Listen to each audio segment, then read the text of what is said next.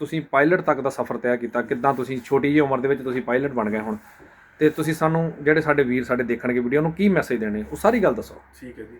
सफ़र जी, gulf air में air hostess थी जो बड़ी बहन है, तो उन्हीं को देख के इंस्पिरेशन मिली और वहीं से मैं सॉरी तो सही, आप कहाँ से इंडिया से वो बताइए, अपना नाम बताइए। हिमाचल ऊना से। हिमाचल। मेरा नाम है जी आरिफ आरिफ चौधरी। आरिफ चौधरी, हिमाचल ऊना से। स्कूल ऊना से। हाँ। और उसके बाद इंडिया में इस प्रोफेशन में जाने के लिए रिक्वायरमेंट है 11th-12th में आपको नॉन मेडिकल चाहिए। अच्छा जी। इंडिया में ही ये रिक्वायरमेंट है, और वैसे ओवरऑल रिक्वायरमेंट यही है कि आपको 12th पास करनी है किसी भी सब्जेक्ट में। अच्छा जी जी। अच्छा, 12ਵੀਂ ਪਾਸ ਕਰਨ ਤੋਂ ਬਾਅਦ हाँ जी, ਬੰਦਾ ਜੇ ਚਾਹੇ ਤੇ ਉਹ ਇਹ ਲਾਈਨ ਦੇ ਵਿੱਚ ਆ ਸਕਦਾ। बिल्कुल जी। मैं यही बोलूँगा, अगर आपकी एज यंग है और आप इस प्रोफेशन को लेके सीरियस हैं तो आप डिग्री वगैरह में जाके अपना टाइम ना वेस्ट करें। अगर आपको डिग्री करनी है तो आप इस प्रोफेशन में आने के बाद। ਸਤਿ ਸ਼੍ਰੀ ਅਕਾਲ ਸਾਰੇ ਦੋਸਤਾਂ ਨੂੰ, ਜਨਮ ਤੁਹਾਡੇ ਲੇਖੇ ਸੰਸਥਾ ਲੋਵੰਟੀ ਸਪੇਨ ਦੇ ਸ਼ਹਿਰ ਬੈਨੀਤੋ ਤੋਂ। ਦੋਸਤੋ, ਅਕਸਰ ਮੈਂ ਵੀਡੀਓ ਬਣਾਉਣਾ ਹੁੰਦਾ ਸਪੇਨ ਚੋਂ ਇਹ ਗੱਲ ਕਹਿ ਕੇ ਕਿ ਤੁਸੀਂ ਜਿਸ ਸਾਡੇ ਵੀਰ ਨੇ ਇੰਡੀਆ ਤੋਂ ਪੰਜਾਬ ਤੋਂ ਬਾਹਰ ਆਉਣਾ ਉਹ ਆਹ ਕੰਮ ਸਿੱਖ ਕੇ ਆਓ। ਲੇਕਿਨ ਅੱਜ ਅਸੀਂ ਜਿਹੜੀ ਵੀਡੀਓ ਬਣਾਉਣ ਲੱਗੇ ਹਾਂ, ਜਿਹੜੇ ਸਾਡੇ ਵੀਰ ਯੂਰਪ ਆਉਣਾ ਚਾਹੁੰਦੇ ਆ ਉਹ ਕਿਹੜੀ ਸਟੱਡੀ ਕਰਕੇ ਆਉਣ, ਕੀ ਕਰਕੇ ਆਉਣ, ਮੈਂ ਸਾਡੇ ਵੀਰ ਨਾਲ ਮਿਲਾਵਾਂਗਾ ਜਿਹਨੇ ਛੋਟੇ ਜਿਹੇ ਪਿੰਡ ਤੋਂ ਉੱਠ ਕੇ ਪਾਇਲਟ ਤੱਕ ਦਾ ਸਫ਼ਰ ਕੀਤਾ। ਉਹ ਸਾਡਾ ਵੀਰ ਸਾਡੇ ਕੋਲ ਆਇਆ ਸਾਨੂੰ ਮਿਲਣ, ਪਾਇਲਟ ਦਾ ਕੋਰਸ ਕਰਕੇ। ਇਸ ਵੇਲੇ ਉਹਨੂੰ ਪਾਇਲਟ ਦਾ ਲਾਇਸੈਂਸ ਮਿਲ ਚੁੱਕਾ, ਹੁਣ ਉਹਨੇ ਸਿਰਫ ਜੁਆਇਨਿੰਗ ਆ ਉਹਦੀ। ਅਸੀਂ ਰੱਬ ਅੱਗੇ ਦੁਆ ਕਰਾਂਗੇ ਕਿ ਉਹਦੀ ਬਹੁਤ ਜਲਦੀ ਜੁਆਇਨਿੰਗ ਹੋਵੇ। ਔਰ ਅੱਜ ਸਾਡਾ ਵੀਰ ਸਾਡੇ ਨਾਲ ਆ, ਸਿਰਫ ਇਸ ਕਰਕੇ ਅਸੀਂ ਵੀਡੀਓ ਲੱਗੇ ਬਣਾਉਣ ਤਾਂ ਕਿ ਜਿਹੜੇ ਬੰਦੇ ਆਉਣ ਵਾਲੇ 40-40 50-50 ਲੱਖ ਅਮਰੀਕਾ ਦਾ ਦੇ ਰਹੇ ਆ ਜਾਂ ਯੂਰਪ ਦੇ ਵਿੱਚ ਪੈਸੇ ਖਰਾਬ ਕਰ ਰਹੇ ਆ ਬਿਨਾਂ ਗੱਲ ਤੋਂ ਏਜੰਟਾਂ ਨੂੰ ਦੇ ਕੇ, ਔਰ ਪੜ੍ਹੇ ਲਿਖੇ ਮੁੰਡੇ, ਔਰ ਸਾਡਾ ਵੀਰ ਸਾਨੂੰ ਦੱਸੇਗਾ ਕਿੰਨੀ ਪੜ੍ਹਾਈ ਕਰਕੇ ਤੁਸੀਂ ਇਹ ਕੋਰਸ ਕਰ ਸਕਦੇ ਆ, ਤੁਸੀਂ ਕਿੰਨੀ ਪੜ੍ਹਾਈ ਕਰਕੇ ਕਿਹੜੇ ਮੁਲਕ ਜਾ ਸਕਦੇ ਆ। ਉਹ ਸਾਨੂੰ ਵੀਡੀਓ ਬਣਾਉਣ ਤੋਂ ਪਹਿਲਾਂ ਜਦੋਂ ਨੇ ਸਾਰੀ ਗੱਲ ਦੱਸੀ, ਉਸ ਤੋਂ ਬਾਅਦ ਅਸੀਂ ਵੀਡੀਓ ਬਣਾਉਣ ਦਾ ਫੈਸਲਾ ਕੀਤਾ ਕਿ ਇਹ ਗੱਲਾਂ ਸਾਰੇ ਲੋਕਾਂ ਤੱਕ ਜਾਣੀਆਂ ਚਾਹੀਦੀਆਂ ਤਾਂ ਕਿ ਜਿਹੜੇ ਏਜੰਟਾਂ ਨੂੰ ਲੋਕੀ ਪੈਸੇ ਦਿੰਦੇ ਆ ਉਹ ਆਪਣੀ ਇੱਕ ਐਜੂਕੇਸ਼ਨ ਤੇ ਲਾ ਲੈਣ। ਅੱਜ ਸਾਡੇ ਵੀਰ ਦਾ ਨਾਂ ਜਿਹੜਾ ਆ ਉਹ ਅਸੀਂ ਸਿਰਫ ਪਿਆਰ ਨਾਲ ਲੈ ਰਹੇ ਆਰਿਫ ਚੌਧਰੀ। ਆਉਣ ਵਾਲੇ 5 ਸਾਲ ਤੱਕ ਅਸੀਂ ਕਹਿਣਾ ਕੈਪਟਨ ਆਰਿਫ ਚੌਧਰੀ, ਤੇ ਸਾਨੂੰ ਕਿੰਨੀ ਖੁਸ਼ੀ ਹੋਏਗੀ। ਤੇ ਮੈਂ ਉਮੀਦ ਕਰਾਂਗਾ ਆਪਣੇ ਵੀਰ ਨਾਲ ਹੁਣ ਸਾਰੀ ਤੁਹਾਨੂੰ ਗੱਲ ਸੁਣਾਵਾਂ, ਤੇ ਆਪਾਂ ਕੋਸ਼ਿਸ਼ ਕਰਾਂਗੇ ਕਿ ਤੁਸੀਂ ਸਾਡੀ ਸਾਰੀ ਗੱਲ ਸੁਣਿਓ ਔਰ ਸਾਡੀ ਵੀਡੀਓ ਨੂੰ ਜਲਦੀ ਨੂੰ ਸ਼ੇਅਰ ਕਰਿਓ, ਕਮੈਂਟਾਂ ਰਾਹੀਂ ਆਪਣੇ ਸੁਝਾਅ ਦਿਓ। ਔਰ ਕਿਸੇ ਨੇ ਵੀ ਕਿਸੇ ਤਰੀਕੇ ਦੀ ਵੀ ਸਾਡੇ ਵੀਰ ਨਾਲ ਕੋਈ ਗੱਲ ਕਰਨੀ ਹੋਵੇ ਕਮੈਂਟ ਕਰ ਦਿਓ, ਅਸੀਂ ਉਹਦਾ ਕਮੈਂਟ ਦਾ ਜਵਾਬ ਜ਼ਰੂਰ ਦੇਵਾਂਗੇ। ਹਾਂਜੀ ਭਾਜੀ, ਪਹਿਲਾਂ ਤਾਂ ਬਹੁਤ ਮੁਬਾਰਕਾਂ, ਅੱਜ ਤੁਹਾਡੀ ਡਿਗਰੀ ਕੰਪਲੀਟ ਹੋ ਗਈ ਆ थैंक यू जी। ਤੇ ਲਾਇਸੈਂਸ ਮਿਲ ਗਿਆ हाँ जी। ਤੇ ਹੁਣ ਜੁਆਇਨਿੰਗ ਤੁਸੀਂ ਕਰੋਗੇ ਹੈ ਨਾ। हाँ जी, बिल्कुल। ਤੇ ਉਸ ਤੋਂ ਪਹਿਲਾਂ ਆਪਾਂ ਸਾਰੀ ਤੁਹਾਡੀ ਜਿਹੜਾ ਪਿਛਲਾ ਸਫ਼ਰ ਤੇ ਨਿਗਾਹ ਮਾਰ ਲਈਏ। हाँ जी। ਤੇ ਮੈਂ ਸਾਰੇ ਵੀਰਾਂ ਨੂੰ ਕਹਾਂਗਾ ਕਿ ਇਹ ਵੀਡੀਓ ਨੂੰ ਬਿਲਕੁਲ ਧਿਆਨ ਨਾਲ ਦੇਖਿਓ ਕਿ ਸਾਡੇ ਵੀਰ ਥੋੜੀ ਪੰਜਾਬੀ ਬੋਲਣ ਦੇ ਵਿੱਚ ਦਿੱਕਤ ਆ ਕਿਉਂਕਿ ਹਿਮਾਚਲ ਤੋਂ ਆ, ਤੇ ਹਿੰਦੀ 'ਚ ਮੈਂ ਪੰਜਾਬੀ 'ਚ ਗੱਲ ਕਰਾਂਗੇ ਤੇ ਹਿੰਦੀ ਜਵਾਬ ਦੇਣਗੇ। ਤੇ ਅੱਛਾ, ਪਹਿਲਾਂ ਆਪਾਂ ਸ਼ੁਰੂ ਕਰੀਏ ਤੁਹਾਡੇ ਬਿਲਕੁਲ ਪਿੱਛੇ ਚੱਲ ਜਾਈਏ ਕਿ ਕਿੱਦਾਂ ਇਹ ਤੁਸੀਂ ਪਾਇਲਟ ਤੱਕ ਦਾ ਸਫ਼ਰ ਤੈਅ ਕੀਤਾ, ਕਿੱਦਾਂ ਤੁਸੀਂ ਛੋਟੀ ਜਿਹੀ ਉਮਰ ਦੇ ਵਿੱਚ ਤੁਸੀਂ ਪਾਇਲਟ ਬਣ ਗਏ ਹੁਣ, ਤੇ ਤੁਸੀਂ ਸਾਨੂੰ ਜਿਹੜੇ ਸਾਡੇ ਵੀਰ ਸਾਡੇ ਦੇਖਣਗੇ ਵੀਡੀਓ ਨੂੰ ਕੀ ਮੈਸੇਜ देने ਉਹ ਸਾਰੀ ਗੱਲ ਦੱਸੋ। ठीक है जी। सफ़र जी, मैं तकरीबन 14-15 साल की उम्र रही होगी मेरी बहन गल्फ एयर में एयर होस्टेस थी जो बड़ी बहन है, तो उन्हीं को देख के इंस्पिरेशन मिली और वहीं से। मैं सॉरी तो सही, आप कहाँ से इंडिया से वो बताइए, अपना नाम बताइए। हिमाचल ऊना से। हिमाचल। मेरा नाम है जी आरिफ आरिफ चौधरी। आरिफ चौधरी, हिमाचल ऊना से। जी, ऊना से। ठीक है, आज अभी बात शुरू करते हैं कि तो सफ़र ये शुरू हुआ थी 14-15 साल की उम्र से, बड़ी बहन को देखते हुए।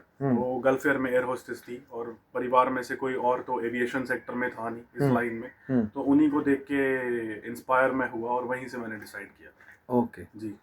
तो सबसे पहले क्या किया, वो स्टडी कौन सी कंप्लीट स्टडी की जी माउंट कार्मल स्कूल ऊना से। हाँ। और उसके बाद इंडिया में इस प्रोफेशन में जाने के लिए रिक्वायरमेंट है 11th-12th में आपको नॉन मेडिकल चाहिए। अच्छा जी। इंडिया में ही ये रिक्वायरमेंट है, और वैसे ओवरऑल रिक्वायरमेंट यही है कि आपको 12th पास करनी है। हाँ। बाकी कंट्रीज में अगर आपको ये ट्रेनिंग करनी है कमर्शियल पायलट ट्रेनिंग, तो इसमें कोई सब्जेक्ट का क्राइटेरिया नहीं है। किसी भी सब्जेक्ट को आप बिलोंग करते हो, arts, commerce, non medical, medical, आप इंडिया से बाहर जाके ट्रेनिंग कर सकते हैं। बट अगर आपको यही ट्रेनिंग इंडिया से करनी है तो आपको नॉन मेडिकल की रिक्वायरमेंट है जिसमें फिजिक्स और मैथ्स चाहिए। और इसमें मैं बता दूं कि परसेंटेज क्राइटेरिया कोई नहीं है। अच्छा। आपको सिर्फ 12वीं पास करनी है किसी भी सब्जेक्ट में। अच्छा जी। जी।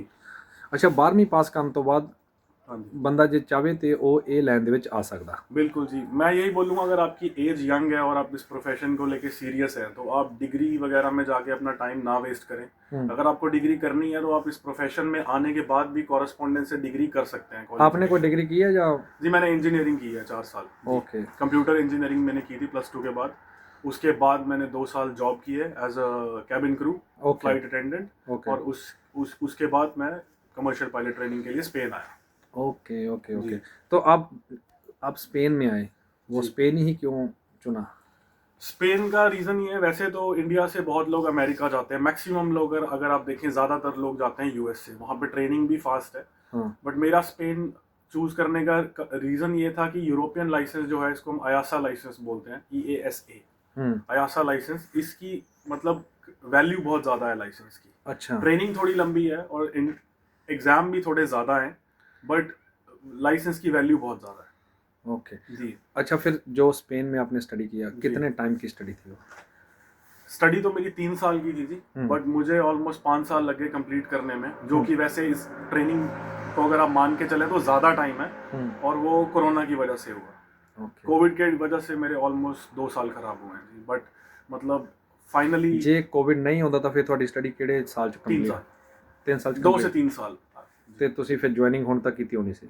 बिल्कुल जी बिल्कुल। ਠੀਕ ਹੈ। हाँ जी। ਤੇ ਅੱਛਾ ਉਸ ਤੋਂ ਬਾਅਦ ਫਿਰ ਜਦੋਂ ਤੁਸੀਂ ਸਪੇਨ ਆ ਗਏ ਫਿਰ ਸਟੱਡੀ ਸ਼ੁਰੂ ਕੀਤੀ, ਉਹਦੀ ਵਾਸਤੇ ਕੀ ਫਾਰਮੈਲਿਟੀਆਂ ਸੀ ਜਿਹੜੀਆਂ ਜਦੋਂ ਸਾਡੇ ਕੋਲ ਵੀਡੀਓ ਦੇਖਣ ਤੇ ਆਉਣ? जी। तो बेसिकली मैं यही बोलूँगा कि जैसे अगर आप 12वीं के बाद आते हैं, हाँ। +2 के बाद आते हैं, या डिग्री के बाद आते हैं, हाँ। ठीक है, तो आपको ऑफकोर्स आप स्टूडेंट वीज़ा पे आएंगे स्पेन। हाँ। स्पेन में आके आपके जो फ्लाइट स्कूल में आपकी एडमिशन रही होगी, आप वहाँ जाएंगे। हम्म आपका पहले मेडिकल टेस्ट होगा स्पेन में, या किसी भी कंट्री में आप जाते हैं यूरोप में, वहाँ पे आपका मेडिकल एग्जाम होगा। फिर आपकी फॉर्मेलिटीज़ होती है, थोड़ा पेपर वर्क रहता है। और अच्छा लैंग्वेज इशू? लैंग्वेज इशू इसमें ये, अगर आप ओवरऑल मतलब आप देखें तो इसमें कहीं भी दुनिया में आप चले जाएं, स्पेन चले जाएं, यूरोप में देख लें आप, या बाहर यूरोप से बाहर भी, तो इसमें इंग्लिश ही एक मीडियम है जिससे आप कम्युनिकेट करेंगे। एविएशन सेक्टर में इंग्लिश एक कॉमन मोड है कम्युनिकेशन का, तो इसमें आपकी एज सच कोई रिक्वायरमेंट नहीं है कि आपको लोकल लैंग्वेज आनी चाहिए। जी ਯਾਨੀ ਕਿ ਆਪ ਤੁਹਾਨੂੰ ਜੇ ਇੰਗਲਿਸ਼ ਆਉਂਦੀ ਆ हाँ जी ਤੇ ਇੰਗਲਿਸ਼ ਦੇ ਫਿਰ ਲੈਵਲ ਦੇ ਹਿਸਾਬ ਨਾਲ? बिल्कुल जी। इंग्लिश में ये नहीं है कि इसमें बहुत टॉप लेवल की इंग्लिश चाहिए। मेरे साथ कुछ ऐसे बच्चे भी थे जिन्होंने टाइम के साथ साथ ट्रेनिंग में आके इम्प्रूव किया है। पहले उनको इंग्लिश की बहुत ज़्यादा प्रॉब्लम थी, और मैं ये बता दूं कि अगर आपको स्पेन आके फ्लाइंग करनी है तो आपको इंग्लिश का कोई एग्ज़ाम नहीं देना पड़ेगा इंडिया से वीज़ा के लिए। आपको अच्छा। नॉर्मल आपको एडमिशन लेनी है फ्लाइट स्कूल में, फीस भरनी है, अपनी फाइल एम्बेसी में आप देंगे। ਫਿਰ ਅਸੀਂ ਥੋੜਾ ਬੈਕ ਚੱਲ ਜਾਈਏ, ਜਦੋਂ ਹਾਂਜੀ। ਤੁਸੀਂ ਸਪੇਨ ਵਾਸਤੇ ਫਾਈਲ ਲਾਈ ਆ ਹਾਂਜੀ। ਸਕੂਲ ਵਾਸਤੇ, ਜੀ। ਉਹ ਤੁਹਾਡੀ ਫਾਈਲ ਕਿਨੇ ਤਿਆਰ ਕੀਤੀ ਆ, ਜਾਂ ਉਹ ਵੀਜ਼ਾ ਕਿਨੇ ਲਵਾ ਕੇ ਦਿੱਤਾ, ਜਾਂ ਕੁਝ हाँ ਵੀ? जी, ठीक है जी। वो वीज़ा एक्चुअली मैंने खुद ही तैयार किया, डॉक्यूमेंट्स मैंने अपने आप ही तैयार किए हैं। तो अगर किसी को पता करना है, अगर डाउट है, तो वो उसके लिए मैं वीडियो नीचे कमेंट कर सकता है, कर सकता। हाँ जी बिल्कुल, आप उसका वो जवाब देंगे? डेफिनेटली। ठीक है। तो किसी एजेंट को नहीं आपने पैसा दिया? नहीं जी, मेरे हिसाब से एजेंट्स को पैसा देने की ज़रूरत ही नहीं है। अगर आप अवेयर हैं, और आजकल इंटरनेट का ज़माना है, आप सब कुछ इंटरनेट पे चेक कर सकते हैं। एम्बेसी की वेबसाइट पे पूरी चेकलिस्ट दी रहती है, स्टूडेंट वीज़ा की क्या रिक्वायरमेंट है, टूरिस्ट वीज़ा की क्या रिक्वायरमेंट है, वहाँ से आप वो क्राइटेरिया फुलफिल कर सकते हैं। ओके जी। Thank you. और दूसरी बात, अगर जब आप स्पेन में आ गए उसके बाद आप फिर कहाँ गए स्टडी, यहाँ से कंप्लीट की या कैसे किया? तो मैं स्पेन में आया था, जिरोना, अच्छा कैटालोनिया में, बार्सिलोना के पास ये शहर है। स्पेन में जिरोना आया था। पहला लाइसेंस जिसमें बोलते हैं प्राइवेट पायलट लाइसेंस, 3 से 4 महीने में मैंने वो कंप्लीट किया। और मैं था जिरोना में 2017 में मैं आया था। उसके बाद कुछ रीजंस की वजह से मैं पोलैंड चला गया था अपनी ट्रेनिंग के लिए, क्योंकि जिस स्कूल में मैं आया था उसमें ट्रेनिंग थोड़ी स्लो थी। अच्छा तो पोलैंड में मतलब कॉस्ट वाइज अगर प्राइस देखें, मतलब उस हिसाब से पोलैंड में मुझे एक अच्छी डील मिली थी, इसलिए मैं पोलैंड चला गया था ट्रेनिंग के लिए। ठीक है। जी। तो फिर जो लाइसेंस आपको इशू हुआ वो स्पेन से हुआ जहाँ वो? लाइसेंस मेरा स्पेनिश ही है जी, क्योंकि मैंने ट्रेनिंग स्पेन से शुरू की थी। तो यूरोपियन यूनियन में अगर आपकी जहाँ से ट्रेनिंग शुरू हुई है और आपके जहाँ पे सारे रिकॉर्ड हैं, तो डजेंट मैटर अगर आप किसी और कंट्री से जाके भी EU में अगर आप ट्रेनिंग अपनी कंप्लीट करते हैं, लाइसेंस आपको वहीं से इशू होगा जहाँ से आपने शुरू किया था। ओके जी। तो कितने टाइम फिर पोलैंड में रहे आप? मैं पोलैंड में था जी ऑलमोस्ट 4 साल। तो ट्रेनिंग मेरी 5 साल की टोटल हो गई। वहाँ का एक्सपीरियंस? वहाँ का एक्सपीरियंस अच्छा है, बट मैं बोलूँगा कि स्पेन की तरह अगर आप वेदर कंपेयर करें ट्रेनिंग के लिए, तो पोलैंड मैं रिकमेंड नहीं करूँगा, क्योंकि मेरे टाइम पे कोई इतना गाइड करने वाला था नहीं।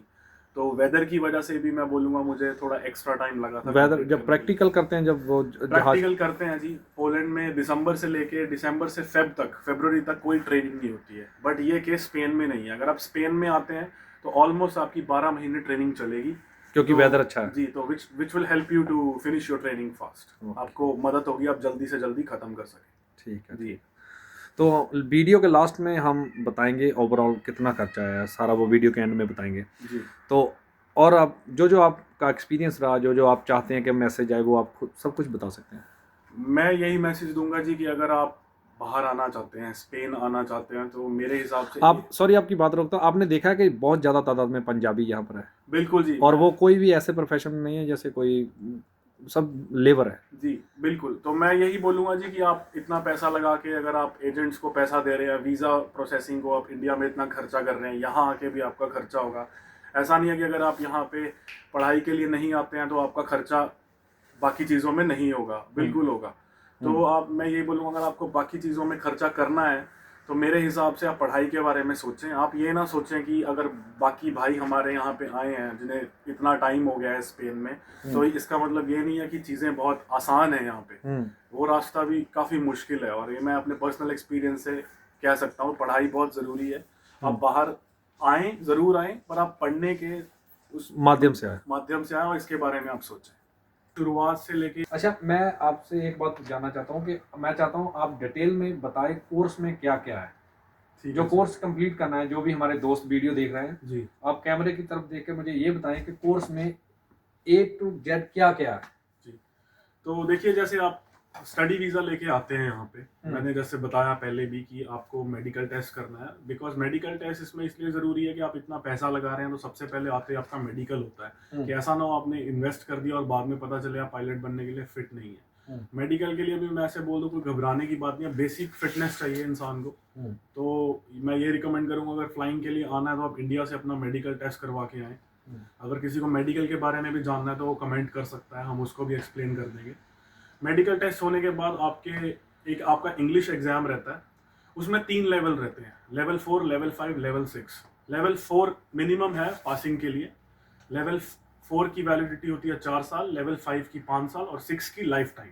अच्छा, अगर आप लेवल 6 कर लेते हैं जी, तो आपको दोबारा एग्जाम, आपका कहने का मतलब एग्जाम देने की जरूरत नहीं। तो आपका जो इंग्लिश का एग्जाम है वो आपको दोबारा कभी देने की जरूरत अगर नहीं। लेवल 4 हो फिर तो 4 साल, 4 साल बाद आपको एग्जाम देना है, जी, रिपीट करना है। रिपीट करना है। उसमें आप इम्प्रूव भी कर सकते हैं, लेवल 5 भी ले सकते हैं, 6 भी। और किसी रीजन से अगर किसी को दिक्कत भी है तो ऐसी बात नहीं, आप कुछ दिनों के अंदर वो एग्जाम रिपीट भी कर सकते हैं। हमारे टाइम पे ये एग्जाम फेस टू फेस होता था एग्जामिनर के साथ, बट अब ये एग्जाम ऑनलाइन भी होता है, तो उससे थोड़ी काफी आसानी है लोगों को। आपका कौन सा लेवल इंग्लिश में था? 6 है। यानी कि आपने वो रिपीट नहीं करना जी, या कोई एग्जाम नहीं, आपका लॉन्ग लाइफ है ना? हाँ जी, जी। ठीक है, अच्छा फिर कंटिन्यू आप। तो मैं फिर बोलूँगा कि इसमें 9 एग्जाम्स रहते हैं, ग्राउंड एग्जाम्स, जो जिसमें आपको पढ़ाई करनी है। वो बेसिक्स से शुरू होके मतलब मीडियम लेवल तक वो जाते हैं। 9 एग्जाम्स आपको क्लियर करने हैं। उन 9 एग्जाम्स के बाद आपकी फ्लाइंग शुरू होती है। टोटल फ्लाइंग 200 घंटे की है, जब तक आपको कमर्शियल पायलट लाइसेंस मिले। कमर्शियल पायलट लाइसेंस को हम CPL बोलते हैं। उसमें आपकी तरह तरह की अंदर सर्टिफिकेशंस रहती हैं CPL के अंदर, जिसमें आप 2 इंजन वाला जहाज उड़ा सकते हैं, उसको मल्टी इंजन बोलते हैं। मैं अपने ਦੋਸਤਾਂ ਨੂੰ ਕਹਾਂਗਾ ਅਸੀਂ ਨਾਲ ਇੱਕ ਵੀਡੀਓ ਚਲਾਵਾਂਗੇ, ਇਹ ਜਦੋਂ ਭਾਈ ਸਾਹਿਬ ਟ੍ਰੇਨਿੰਗ ਕਰਦੇ ਸੀ, ਉਹ ਟ੍ਰੇਨਿੰਗ ਕਰਦੇ ਸੀ, ਤੁਸੀਂ ਵੀਡੀਓ ਵੀ ਨਾਲ ਫਲਾਈ ਕਰਦੇ ਦੇਖ ਸਕਦੇ ਹੋ। अच्छा जी, तो ये प्रोसीजर है बेसिकली। आपके एग्जाम रहते हैं 9 एग्जाम, उसके बाद आपकी फ्लाइंग चलती है। पहला licence private pilot licence, PPL, आप गूगल कर सकते हैं उसे। PPL मिलने के बाद आपको 14 एग्जाम और क्लियर करने हैं। वो 14 एग्जाम यूरोपियन यूनियन में आप किसी भी कंट्री में ट्रेनिंग कर लें, वो उसकी रिक्वायरमेंट है, उसके बिना आपको लाइसेंस नहीं मिल सकता। अच्छा, और बट ये एग्जाम क्लियर करने के बाद आपके लाइसेंस की एक्चुअली काफ़ी वैल्यू बढ़ जाती है। तो टोटल आपके 23 एग्जाम हो गए जी। तो 23 एग्जाम है, 200 घंटे फ्लाइंग के हैं, उसके बाद आपको कमर्शियल पायलट लाइसेंस मिल जाता है। ओके, तो ये हम साथ में जो वीडियो चला रहे हैं, आप ये मैं दिखा देता हूँ आपको, आपने मुझे वीडियो भेजी थी, ये सेम वीडियो हम चलाएंगे वहाँ भी।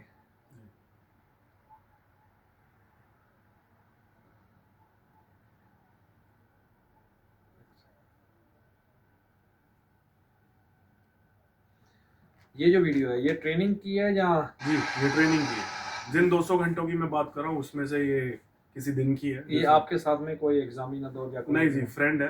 हाँ, ये मैं ये बता दूं जी, ये वीडियो जैसे आपने एग्जामिनर का पूछा है, जब आपकी पायलट ट्रेनिंग शुरू होती है, बड़े लोगों के दिमाग में ये आ सकता है कि हमारे साथ कौन जाएगा, कैसे है, जो भी है, डर को लेके या कुछ भी आप कह लें। उसमें यह है कि जब आप पायलट ट्रेनिंग शुरू करेंगे, पहले 20 से 25 घंटे तक आपके साथ इंस्ट्रक्टर जाएगा। ऑफ कोर्स, जैसे अब आप गाड़ी सीखते हैं तो आपको कोई सिखाता है।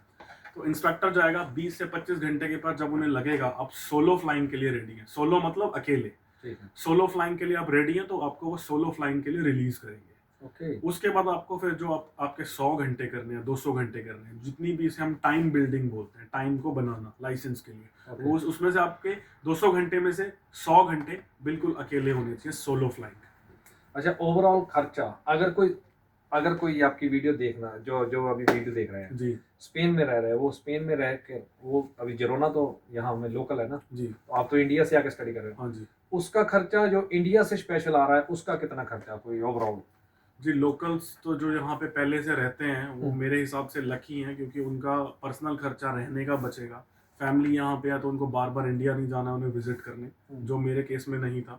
टिकट्स में, वीज़ा में, ट्रैवलिंग में बहुत पैसा लगता है, जो हमें स्टार्टिंग में रियलाइज़ नहीं होता। अगर वो इंडिया से आ रहा है जैसे कि मैं, और आपको इंडिया ही वापस जाना है, चाहे छुट्टी में या कोई भी कागजी काम है या कुछ भी, तो खर्चा मैं बोलूँगा कम से कम 10-15 लाख का फ़र्क पड़ सकता है, इतना ज़्यादा जो इंडिया में रहता है, जो इंडिया से आता है, और यहाँ बिल्कुल 10-15 लाख का खर्चे का वो उसका बच जाएगा जो स्पेन में रह रहा जी। है। मैं मतलब ये बोलूँगा कि ट्रेनिंग शुरू करने से एंड तक आपको जो आपका एक्स्ट्रा खर्चा है, वीज़ा, इधर उधर आपका जाने का, दिल्ली जाएंगे या कहीं से भी आप हैं तो आप दिल्ली, बॉम्बे या कहीं भी जाएंगे, और आपका टिकट्स का खर्चा, टोटल 10 से 15 लाख तो लग ही जाता है। तो ओवरऑल पूरा खर्चा कितना आ जाता है आपका, कोर्स का कितना खर्चा? देखिए, पूरा खर्चा आप दुनिया में कहीं भी मान लें, अगर आपको इंडिया से करनी है, यूरोप से करनी है, और आपको अगर यूएसए से करनी है, कहीं से भी, तो आपको मिनिमम खर्चा 60 से 70 लाख है।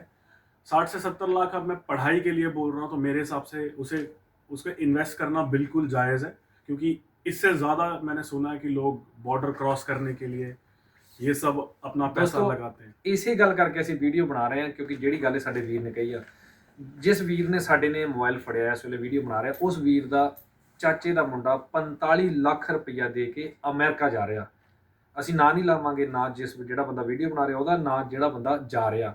ਜਦੋਂ ਇਹ ਗੱਲ ਮੈਂ ਆਪਣੇ ਵੀਰ ਮੋਰੇ ਕੀਤੀ, ਇਹ ਪਾਇਲਟ ਦਾ ਹੁਣ ਡਿਗਰੀ ਕੰਪਲੀਟ ਕਰਕੇ ਆਇਆ, ਮੈਨੂੰ ਲਾਇਸੈਂਸ ਦਿਖਾਇਆ, ਸਾਨੂੰ ਬਹੁਤ ਖੁਸ਼ੀ ਹੋਈ ਹੈ। ਸਭ ਤੋਂ ਵੱਡੀ ਗੱਲ ਸੀਗੀ ਕਿ ਇਸ ਨੇ ਜਦੋਂ ਸੁਣਿਆ ਕਿ 45 ਲੱਖ ਰੁਪਈਆ ਉਹ ਬੰਦਾ ਦੇ ਰਿਹਾ ਅਮਰੀਕਾ ਜਾਣ ਦਾ, ਉਹ ਵੀ ਬਾਰਡਰ ਕ੍ਰੋਸ ਕਰਨਾ, ਫਿਰ ਇਹਨੇ, ਮੇਰੇ ਵੀਰ ਨੇ ਮੇਰੇ ਨਾਲ ਗੱਲ ਕੀਤੀ, ਕਹਿੰਦਾ ਯਾਰ ਤੁਸੀਂ ਇਦਾਂ ਕਰੋ, ਇੱਕ ਮੈਸੇਜ ਦਿਓ ਲੋਕਾਂ ਨੂੰ ਕਿ ਇਸ ਤੋਂ 45 ਲੱਖ ਦੇ ਵਿੱਚ 15 ਲੱਖ ਰੁਪਈਆ ਹੋਰ ਪਾਓ, ਉਹ ਬੰਦਾ ਇੱਕ ਪਾਇਲਟ ਹੀ ਬਣ ਸਕਦਾ, ਸਾਰੀ ਦੁਨੀਆ ਘੁੰਮ ਸਕਦਾ, ਔਰ ਸੈਲਰੀ ਪਾਇਲਟ ਦੀ ਉਹ ਵੀ ਅਸੀਂ ਐਂਡ ਤੇ ਵੀਡੀਓ ਤੇ ਜ਼ਰੂਰ ਦੱਸਾਂਗੇ, ਜੇ ਸਾਡਾ ਵੀਰ ਸਾਨੂੰ ਇਜਾਜ਼ਤ ਦੇਗਾ ਤੇ ਅਸੀਂ ਉਹ ਵੀ ਜ਼ਰੂਰ ਦੱਸਾਂਗੇ। ਲੇਕਿਨ ਇਹ ਵੀਡੀਓ ਬਣਾਉਣ ਦਾ ਮਕਸਦ ਇਹੀ ਆ ਕਿ ਜਿਹੜੇ 15-15, 20-20 ਲੱਖ, 40-40, 50-50 ਲੱਖ ਰੁਪਈਆ ਤੁਸੀਂ ਏਜੰਟਾਂ ਨੂੰ ਦੇ ਰਹੇ ਆ, ਔਰ ਕਿਤੇ ਸੋਚ ਕੇ ਦੇਖਿਓ, ਜਿਹੜੇ ਏਜੰਟਾਂ ਨੂੰ ਤੁਸੀਂ 50 ਲੱਖ ਰੁਪਈਆ ਦਿੱਤਾ, ਉਹ ਕੋਠੀਆਂ 'ਚ ਸੁੱਤਾ ਆ, ਉਹਦੀਆਂ ਫੋਰਚੂਨਰ ਗੱਡੀਆਂ ਬਕਾਇਦਾ ਉਹ ਵਧੀਆ ਜ਼ਿੰਦਗੀ ਜੀ ਰਿਹਾ, ਔਰ ਜਿਹਨੇ ਦਿੱਤਾ ਉਹ ਜੰਗਲਾਂ 'ਚ ਧੱਕੇ ਖਾ ਰਿਹਾ, ਜਾਂ ਜੰਗਲਾਂ 'ਚ ਉਹ, ਜਿਹੜੇ ਲਫ਼ਜ਼ ਮੇਰੇ ਮੂੰਹ 'ਚੋਂ ਨਹੀਂ ਨਿਕਲਣੇ ਚਾਹੀਦੇ ਉਹ ਵੀ ਨਿਕਲਦੇ, ਉਹ ਜੰਗਲਾਂ 'ਚ ਲਾਛਾ ਬਣ ਕੇ ਪਿਆ, ਔਰ ਉਹ ਜਿਸ ਏਜੰਟ ਨੇ ਪੈਸੇ ਲਏ ਉਹ ਰਾਜੇ ਦੀ ਜ਼ਿੰਦਗੀ ਜੀ ਰਿਹਾ। ਤੇ ਆਪਾਂ ਗੱਲ ਕਰਦੇ ਪਏ ਸੀਗੇ ਕਿ ਸਾਡੇ ਵੀਰ ਨੇ ਇਸੇ ਗੱਲ ਤੋਂ ਮੈਨੂੰ ਕਿਹਾ ਸੀ ਵੀਡੀਓ ਬਣਾ, ਤੁਸੀਂ ਹੋਰ ਕੀ ਮੈਸੇਜ ਦੇਣਾ ਚਾਹੁੰਦੇ ਹੋ?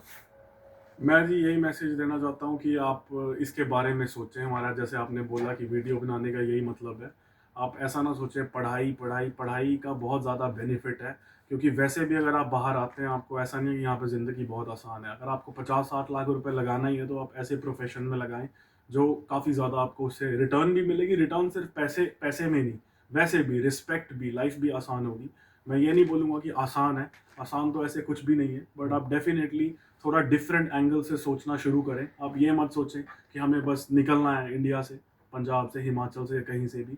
अगर निकलना है बहुत अच्छी बात है, निकलने में कुछ नहीं है, बट आप पढ़ाई के माध्यम से आप बाहर आए। ਅੱਛਾ, ਜਦੋਂ ਤੁਸੀਂ ਇਹ ਲਾਈਨ ਦੇ ਵਿੱਚ ਪਏ, ਤੁਸੀਂ, ਤੁਹਾਡੀ ਸਿਸਟਰ 에ਅਰ ਹੋਸਟਸ ਸੀਗੀ, ਤੁਸੀਂ ਆਪਣੀ ਸਿਸਟਰ ਨੂੰ ਦੇਖਿਆ ਉਹ 에ਅਰ ਹੋਸਟਸ ਆ, ਫਿਰ ਤੁਸੀਂ 에ਅਰ ਹੋਸਟਸ ਦੀ ਨੌਕਰੀ ਤੱਕ ਪਹੁੰਚੇ, ਲੇਕਿਨ ਜਦੋਂ 에ਅਰ ਹੋਸਟਸ ਤੋਂ ਤੁਸੀਂ ਪਾਇਲਟ ਤੱਕ ਪਹੁੰਚੇ, ਕਦੀ ਆਪਣੇ ਆਪ ਨੂੰ ਮਨ 'ਚ ਡਰ ਲੱਗਾ ਕਿ ਯਾਰ 30-40-50 ਲੱਖ ਰੁਪਈਆ ਅਸੀਂ ਇਨਵੈਸਟ ਹੁਣ ਤੱਕ ਕਰ ਚੁੱਕੇ, ਜਦੋਂ ਨਾ ਬੰਦੇ ਨੇ ਸਾਰੇ ਪੈਸੇ ਦਿੱਤੇ ਹੁੰਦੇ ਤੇ ਨਾ ਹਾਲੇ ਥੋੜੇ ਰਹਿੰਦੇ ਹੁੰਦੇ, ਉਸ ਲੈਵਲ ਤੇ ਕਦੀ ਸੋਚਿਆ ਕਿ ਯਾਰ ਮੈਂ ਕਿੱਥੇ ਫਸ ਗਿਆ, कि यार मेरे तो शायद होना नहीं, ਜਾਂ ਕਦੀ ਇਦਾਂ ਦਾ ਦਿਲ 'ਚ ਡਰ ਆਇਆ? जी देखिए, कभी कभी ऐसा बीच में होता है, कभी वो तो आई थिंक आप किसी भी चीज़ के लिए आएँ, आप काम के लिए आएँ या वैसे वर्क पर्पस से आएँ, तो बीच में कभी ना कभी अप्स एंड डाउन्स रहते हैं। आपको फील होता है कि मैं सही कर रहा हूँ या गलत कर रहा हूँ, बट ये है कि अगर आपको अपने ऊपर पूरा कॉन्फिडेंस है और अगर आप उतना एफर्ट डालेंगे अपने काम में, तो आपको डेफिनेटली आपको पता है कि रिटर्न आएगा ही आएगा, आप सक्सेसफुल होंगे ही होंगे। अब 4-5 साल की जर्नी में आपको अपनी बता रहा हूँ पढ़ाई की, तो ऐसा नहीं है कि उसमें सारे के सारे दिन अच्छे ही थे। उसमें ऑफ कोर्स सवाल भी रहते हैं, इतना पैसा इन्वेस्ट हो रहा है। ਔਰ ਸਭ ਤੋਂ ਵੱਡੀ ਗੱਲ ਇਹ ਸਾਡੇ ਵੀਰ ਦੇ ਉੱਪਰ ਰੱਬ ਨੇ ਵੀ ਥੋੜਾ ਜਿਹਾ ਜਿਹੜਾ ਉਹ ਹੱਥ ਚੱਕ ਲਿਆ ਸੀਗਾ, ਕਿਉਂਕਿ ਸਟੱਡੀ ਜਿਹੜੀ ਆ ਉਹ ਕੰਪਲੀਟ ਦੇ ਬਿਲਕੁਲ ਤਾਦਾਰ ਤੇ ਸੀਗੀ, ਔਰ ਪਿੱਛੇ ਇਹਨਾਂ ਦੇ ਫਾਦਰ ਸਾਹਿਬ ਦੀ ਡੈਥ ਹੋ ਗਈ, ਔਰ ਵਿੱਚੇ ਸਟੱਡੀ ਛੱਡ ਕੇ ਇਹਨਾਂ ਨੂੰ ਇੰਡੀਆ ਜਾਣਾ ਪਿਆ। ਉਹ ਵੀ ਤੁਸੀਂ ਮੜ ਜਾ ਆਪਣਾ ਐਕਸਪੀਰੀਅੰਸ ਸ਼ੇਅਰ ਕਰੋ, ਜਦੋਂ ਫਾਦਰ ਸਾਹਿਬ ਦਾ ਪਤਾ ਲੱਗਾ ਤੁਸੀਂ ਕਿੱਥੇ ਸੀ ਤੇ ਉਸ ਵੇਲੇ ਕੀ ਹੋਇਆ ਸਟੱਡੀ ਦੇ ਵਿੱਚ।